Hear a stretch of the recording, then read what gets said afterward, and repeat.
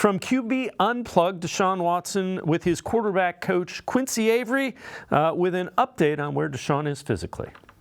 Looked like you was at the stomping grounds of UCLA fields, that weight room today. What you had going on, my boy?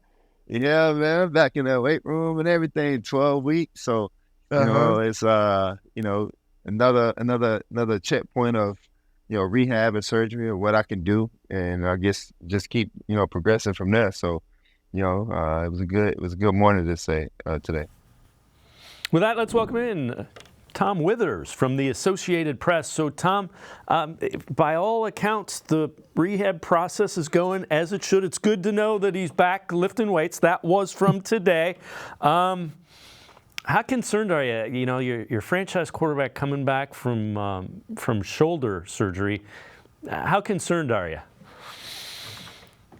Well, I may not be as concerned as maybe the Browns are, and as worried as the Browns might be. It's good to hear, though, like you said, that he's back in the weight room and doing something. I think, obviously, the biggest hurdle here is when he starts throwing again and when we really find out, if he, in fact, is going to be available for mini camp or training camp, or if everything gets pushed back a little bit. I think, in some ways, maybe what was a little bit underreported about this injury, Dave, is that it was significant. I mean, it was more than your run-of-the-mill shoulder injury, And the other thing that concerned me about it this year was that we never really got a definitive answer on exactly what was wrong, right? We went from shoulder bruise to rotator cuff to micro tears to suddenly this glenoid bone being broken. So there was clearly a lot going on in there. And in talking to some shoulder experts that I've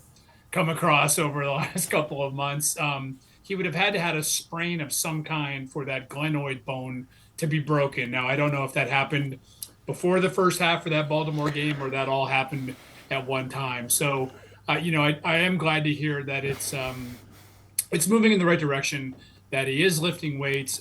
Again, I think the next biggest check mark here in this rehab is when he's actually throwing a football again, because that's what he's getting paid to do.